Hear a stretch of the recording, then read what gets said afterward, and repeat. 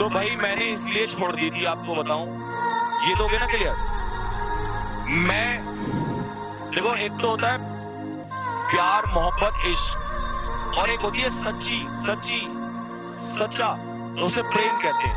तो मुझे national defence academy से एक्चुअली प्रेम था, और मेरा एनडीए का एग्जाम था। लेकिन मैंने गलती कर दी थी कि मैंने जब फॉर्म फिल किया था तो उसमें गलती कर दी थी, तो मेरा एडमिट कार्ड नहीं आया। और जब एडमिट कार्ड नहीं आया तो मेरी आंखों से आंसुओं के भावक जो है निकलने लगे तुरंत। जब किसी बच्चे की तैयारी होती है, सोचो छोटी सी गलती की वजह से सफर है। तो मुझे किसी ने बताया कि आप यूपीएससी दिल्ली चले जाओ, यूपीएससी दिल्ली जाओगे तो वहां से शायद चांस बन सकता है।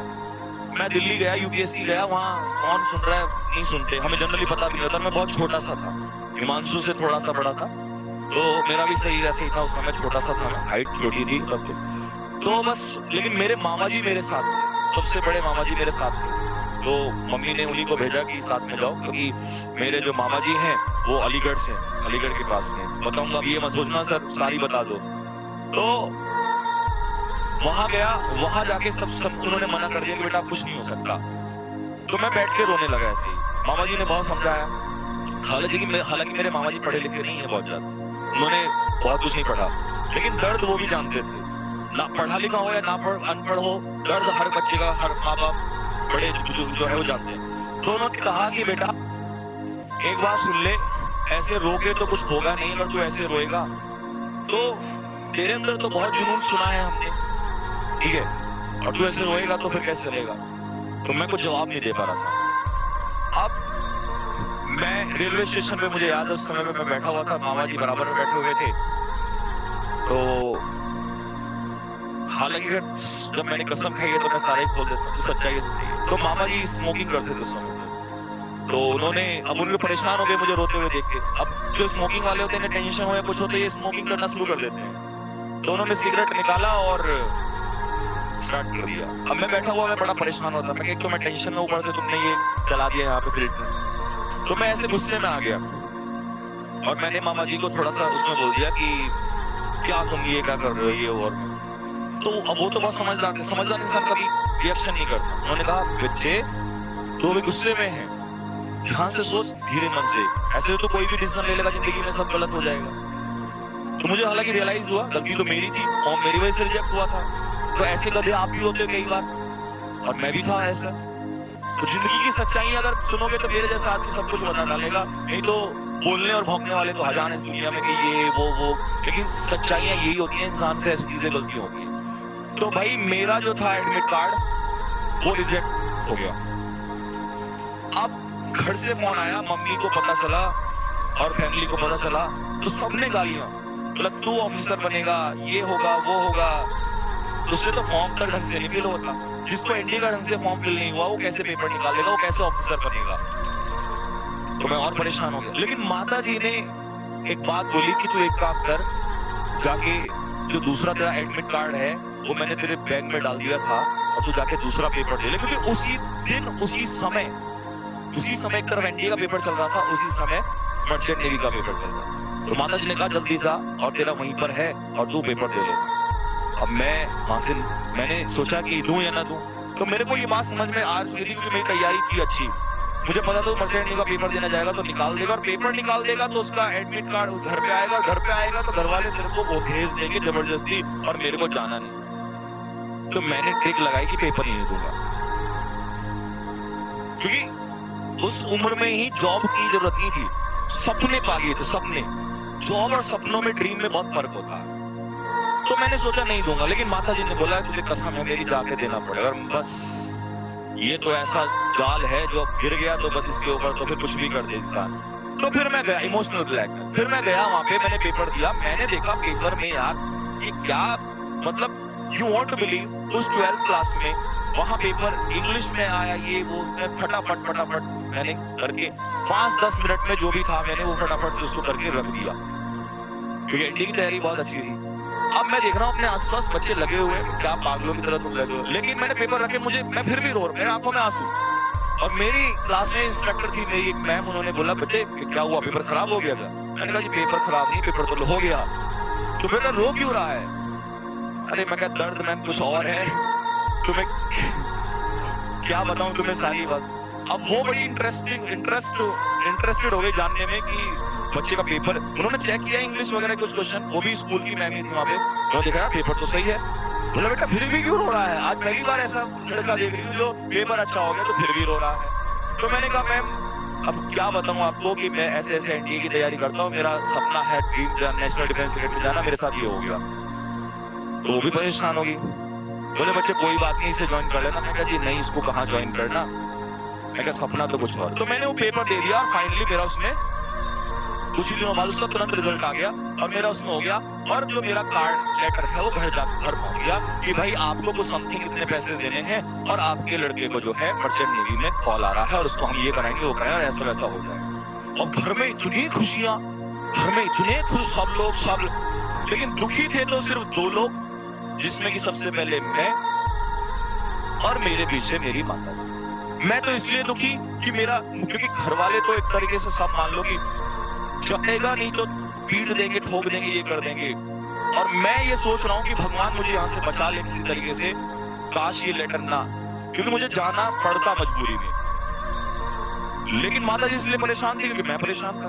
माता जी को मेरे सपने के बारे में पता था, तो उन्होंने घर वालों से कहा कि ठीक है जब नहीं जा। माता जी ने बहाना बना दिया झूठा, एक बार झूठ भी अच्छाई के लिए बोल दिया था कि इसकी तबीयत खराब है, आपको पता नहीं है, बच्चे को मेरे को कुछ हो गया तो, और जाना भी पता नहीं बहुत दूर था। उसका जो लेटर आया था इधर कहीं आगे, इधर ये वाराणसी पता नहीं कहाँ, उस पर जाना था, मेरे को अब तो बहुत टाइम हो गया याद नहीं है।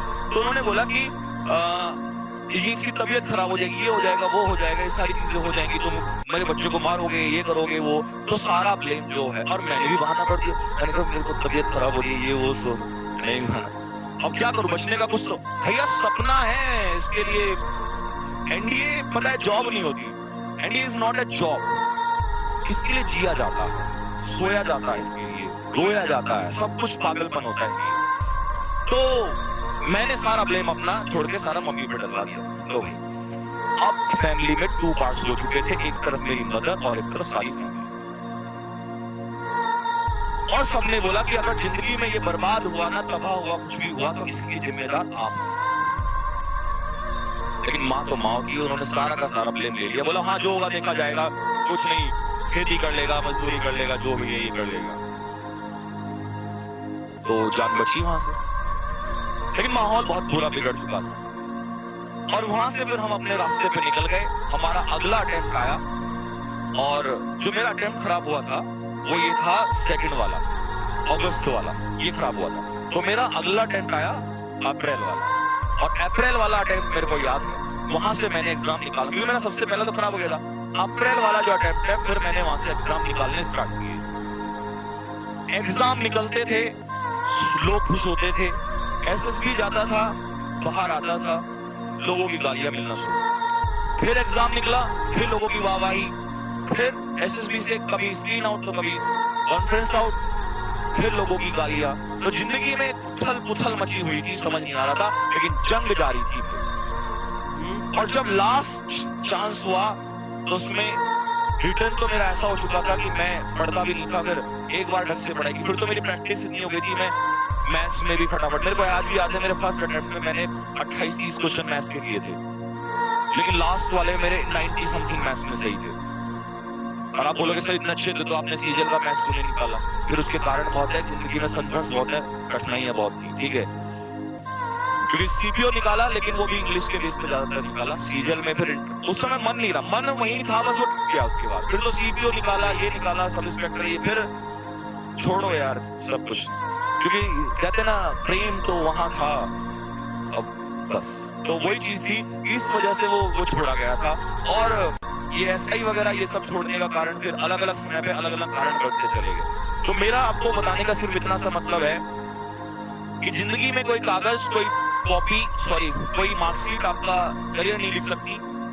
आपको हौसला बना के रखना पड़ेगा और जिंदगी की जंग लड़नी पड़ेगी। अगर आपको ऐसा लगता है कि कोई इंसान हंसता खेलता है, समझ लेना जितना ज्यादा हंस खेल रहा है दर्द उतनी लिए बैठा है। तो आपको अगर ऐसा लगे कि कभी हमारा संघर्ष कड़ा है, तो संघर्ष आपसे भी कड़े संघर्ष हम लोगों ने किए हैं। तो उसके बाद की और बहुत लंबी कहानियां हैं यार, सुनोगे कभी बैठ के शांति में, पेपर के बाद आपको सुनाएंगे कि संघर्ष अगर आए तो कैसे संभालना है। ऐसा नहीं है, मैंने बहुत किया है, आपको एक एक चीज कभी बताएंगे। कभी कभी ऐसा भी हुआ कि जब मैं प्रिपेयर कर रहा होता था तो रातों रात रोते रोते निकल जाया करता था।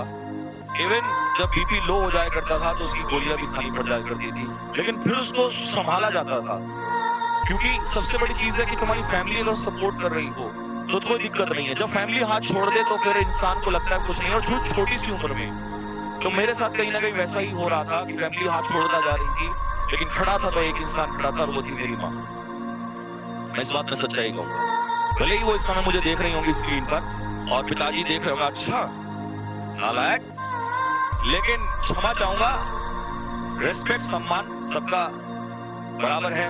लेकिन उस समय मैं आज भी कभी कहता हूं तो यही कहता हूं, मुझे पता है मेरे पिता से बढ़ के मेरे लिए कुछ नहीं हो सकता इस दुनिया में, लेकिन अगर उस समय के लिए कहूंगा तो वो थी मेरी माँ, जो उस समय मेरे पीछे खड़ी थी। तो कहते हैं कि जबकि जिंदगी में अगर एक अच्छी औरत का हाथ हो तो इंसान सक्सेसफुल हो ही जाता है। अब चाहे वो वाइफ हो, चाहे वो मदर हो, चाहे वो सिस्टर हो, चाहे वो डॉटर हो, कोई भी हो सकती है, ठीक है। तो ऐसी ही हमारी कहानी है, स्टोरी है, बहुत बड़ी है, संघर्ष बहुत बड़े हैं। कभी बैठेंगे तो आपको सुनाएंगे। अभी आप पेपर निकालो, बस ये सोच लेना कि मेरे जैसा लड़का उस छोटी सी उम्र में नहीं घबराया था, तो आप तो महान है, आपके माता पिता आपके साथ, ठीक है। चलो, हालांकि हमारे माता पिता भी साथ थे, लेकिन पिताजी थोड़ा सा गुस्से में रहते थे, माता जी ने हमेशा साथ दिया। तो एबोमिनेट का मतलब